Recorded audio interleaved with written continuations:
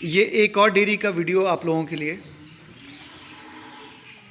ये इन्होंने HF cows रखी हैं, क्रॉस ब्रीड HF काउज़, और एक बफलो भी इनके पास है। और शेड जो है वो कंक्रीट का पक्का बना हुआ शेड है। आप देख सकते हैं शेड का ओवरव्यू, आप देख सकते हैं इस तरह से ये शेड है। और इस तरह से इन्होंने क्यूबिकल्स बनाए हुए हैं गायों के कंफर्ट के लिए, ताकि एक गाय दूसरी गाय को परेशान नहीं करे। और इस तरह से इनके फीडर्स, खुरलियाँ, आप देखेंगे इन्होंने वाटर बाउल्स का भी इस्तेमाल किया है, ताकि जो पानी हम लोग बार बार देते हैं उसकी ज़रूरत नहीं हो और गाय मनचाहे टाइम पे पानी पी सके। इस तरह से ये फीडर है और साथ में ये वाटर बाउल है जिसमें गाय पानी पीती है। और इन्होंने हर गायों के पास इस तरह से लगा के रखा है। और आप ये देखेंगे इनकी काउस इस तरह से, बीच में ये पैसेज है और साइड में खुरलियाँ हैं। और ड्रिंकर, इन्होंने हर गाय के पास ड्रिंकर लगा के रखे हैं ताकि काउस जो हैं वो आराम से पानी पी सके। एक ये बढ़िया चीज़ है, ड्रिंकर्स होने चाहिए जिससे कि काफ़ी जो लेबर है वो कम हो जाती है। इस तरह से आप देख पाएंगे इनके कैटल्स।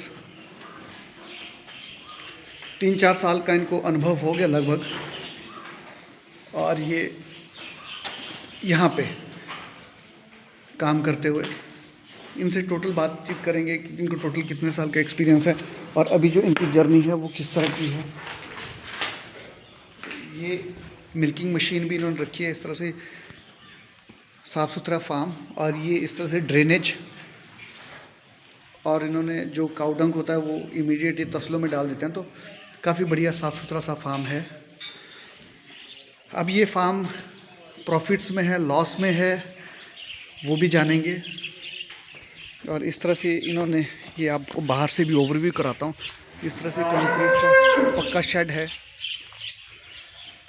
और ये कुछ काउज इन्होंने बाहर भी बांध के रखी हैं। तो आइए बात करते हैं अब ओनर से। नमस्कार सर। नमस्ते आंटी। नमस्ते जी, नमस्ते। तो आप थोड़ा सा बताएंगे डेयरी की शुरुआत, या अंदर चल के हम लोग बात करते हैं प्लीज़। आप भी आपको सही लगे अंदर आ जाइए प्लीज़। तो व्यूअर्स ये हम बात करते हैं, आंटी हैं, आंटी को तो तजुर्बा बहुत ज़्यादा है। ये दिल्ली में रहते थे और दिल्ली में भी इनके पास बफलोज थी, तो इनसे बात करेंगे पूरी।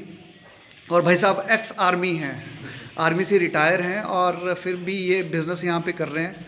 सुजानपुर एक जगह है, उसके पास आलमपुर में ये इनकी डेयरी है। और इनसे जानेंगे कितना दूध हो जाता है, क्या ये अभी डेयरी फार्म से सेटिस्फाइड हैं या नहीं। या आंटी से भी बात करेंगे क्योंकि दिल्ली में इन्होंने भैंसें रखी थी और वही इन्होंने परसू किया हिमाचल में भी। तो भाई साहब अगर इधर आए तो ज़्यादा बढ़िया हो जाएगा। तो सबसे पहले तो छोटा सा एक अपना इंट्रोडक्शन दें प्लीज़। नमस्कार जी, मेरा नाम संजीव कुमार है और मैं विलेज आलमपुर डिस्ट्रिक्ट कांगड़ा का रहने वाला हूँ।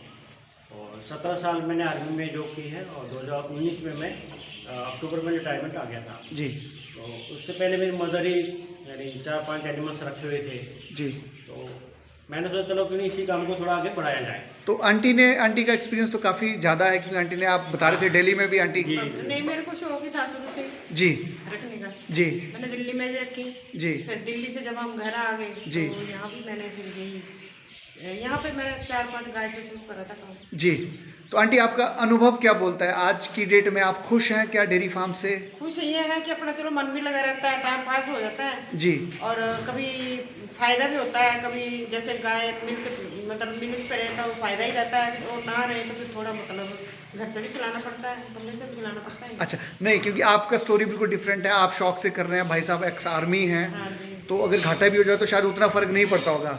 बट जो प्योर डेयरी फार्म पे जिसकी आजीविका चल रही है आज की डेट में, उसके बारे में आप क्या कहना चाहेंगे कि उसको किस तरह से डेयरी फार्म करना चाहिए ताकि उसको मुनाफा हो सके? और आपका खुद का जो अनुभव है इतने सारी कैटल्स को लेके, वो क्या बोलता है? ये सबसे पहले बात तो डेयरी चलाने के लिए कि उसकी मैनेजमेंट कैसी है जी। किस तरह वो डेयरी को फीड्स दे रहा है, क्या क्या उसका प्रोसीजर है, यानी पूरे दिन का जो कार्य है उसका क्या है जी। एनिमल को टाइम से पानी मिल रहा है क्योंकि जितना वो पानी पिएगी मिल्किंग भी उतनी ही अच्छी होगी। जी। ठीक है, तो टाइमली इनको पानी मिलना चाहिए, हरा चारा प्रोवाइड हो तो ज़्यादा बेटर है जी। क्योंकि जितना हरा चारा होगा उनसे इनकी हेल्थ भी ठीक रहेगी और मिल्किंग में भी बढ़ोतरी मिलेगी। जी। और आजकल तो फिर हजार है तो तूड़ी पे हम एक्चुअली डिपेंड है। जी तो ओवरऑल यानी डेयरी के काम में प्रॉफिट भी है और लॉस भी है। जी यानी जो अनुभवी बंदा है, जो जिन्होंने पहले से जैसे मैं मदद नहीं किया है, तो मेरे को गाइडेंस देती रहती हैं जी कि अभी ये चीज़ करनी चाहिए, ये चीज़ नहीं करनी चाहिए। तो उस कारण जैसे कहते हैं वैसे मैं करते रहता हूँ, तो मेरे लिए ठीक ही है अभी तक तो। जी। तो आंटी आप बताइए कि एक नॉर्मल अगर किसी को कोई बेरोजगार है या कोई अच्छा भी है और डेयरी फार्म शुरू करना चाहता है, तो उसको किस किस बातों का ध्यान रखना चाहिए? उनको अगर करना है, शौक है करने का, अगर वो रखना चाहते हैं तो उनको पूरा ध्यान देना पड़ेगा पशुओं। जी। उसको किस तरह के पशु खरीदने चाहिए? सबसे पहली बात है कि ब्रीड्स अच्छी होनी चाहिए। हाँ। कितने लीटर वाली होनी चाहिए? यानी 20+ होनी चाहिए। नम- एनिमल जो भी हैं उनके पास। नंबर एक चीज़। हाँ, 20+ 5-7 होनी लीटर चाहिए। वाली दूध जो होती है ना, वो तो अपना ही खर्चा उनका होता है। क्योंकि जो नया कारोबार स्टार्ट कर रहा है, जी तो उनके लिए फिर तो थोड़ा जो नया कारोबार स्टार्ट कर रहा है तो वो 5 एनिमल भी अच्छी ब्रीड के लिए आता है, तो 20+ होंगे तो 100 तक वो आराम से पहुंच सकता है। जी तो दूसरा है कि उसकी मार्केटिंग अच्छी होनी चाहिए मार्केट में। जी नहीं ऐसा ना वो ब्रीड्स ले आए अच्छी मिल्किंग वाली और दूध उसका ना बिके, जी। या कोई ना ले तो उसमें भी उसको लॉस हो सकता है। तो कभी सबसे आपके- पहले ये है कि मार्केट में उसको सर्वे कर लेना चाहिए। अच्छा, कोई भी डेयरी, तो व्यूअर्स डेयरी फार्म शुरू करने से पहले आपको मार्केट में सर्वे कर लेना चाहिए कि आपका दूध बिकता है या नहीं बिकता है, या किस रेट पे आप दूध बेच पाते हाँ, हैं। मेन उसके बाद ही डेयरी फार्म की शुरुआत करनी चाहिए। जी। तो अभी अगर एक गाय की फीडिंग की बात करें तो जो 20 लीटर वाली गाय है तो अमूमन उसको आप क्या फीडिंग शेड्यूल रहता है? फीडिंग सर देखो, अभी तूड़ी तो हम देते हैं कि साइलेंस पर भी नहीं है जी। तूड़ी, और 2.5 kg मिल्किंग पे वो 1 kg फीड होती है। जी तो जितने इसकी मिल्किंग हो हिसाब से उसको फीड दी जाती ठीक है। provide की जाती और तूड़ी कितनी खा जाती है गाय? तूड़ी 10 की kg है ना, एक गाय। एक गाय 10 की kg खा जाती है आराम से। अच्छा, तो व्यूज़ ये देख सकते हैं आप, इन्होंने 10 kg बताया, आप खुद एनालाइज कर सकते हैं कि कितनी की। जो मेरा अनुभव है वो ये बोलता है कि 6, 6.5, 7 किलो के आसपास तूड़ी। 6-6.5 किलो भी खा लेते हैं। जैसे बड़े बड़ी पशु गाय हैं जो बड़ी पशु है ना, जो जी। वो ज़्यादा खाती हैं, अच्छा जी। है ना, जिनकी ग्रोथ ज़्यादा है। जो छोटी जर्सी गाय होगी वो तो नॉर्मल थोड़ा सा ही खाती है। जी। अब जर्सी ऊपर गाय 6 हमारे पास है, ये 3-4 किलो एक टाइम में डालता है इसको। अच्छा जी। वो छोटी है ना। जी। तो कम डालता है। अभी आपका कितना दूध आप सेल कर रहे हैं मार्केट में? अभी 100+ है मार्केट में। अच्छा, 100+ है। तो एवरेज जैसे आपके पास कितने पशु आपने बताए? मेरे पास 15 एनिमल्स हैं, 14 मेरे पास गाँव। अभी कोई समस्याओं का सामना आप कर रहे हो अभी?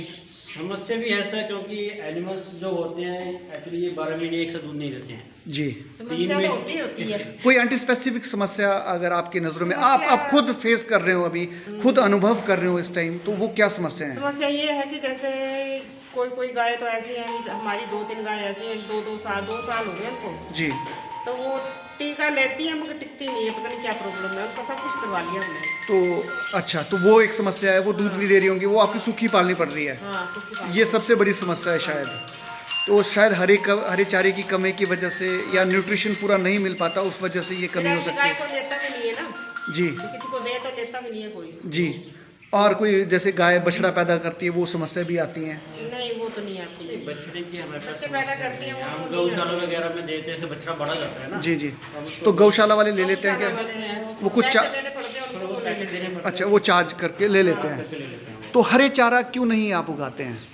हरा चारा से सबसे मेन प्रॉब्लम तो खैर हरा चारा, क्योंकि हमारे पास जो सीजनिंग होता है ना, जी। सीजन में जो अभी होगा जी। सिर्फ वही होता है। बाकी सैलेज वगैरह की यहाँ पर इतना बंदोबस्त नहीं है, जी जैसे पंजाब वगैरह में स्टेटों में होता है ना, जी। वो तो चीज़ की सुविधा नहीं है। अभी आप क्या रेट दूध बेच रहे हैं? अभी मैं 52 दे रहा हूँ। 52 रुपीज़ दे रहे हैं।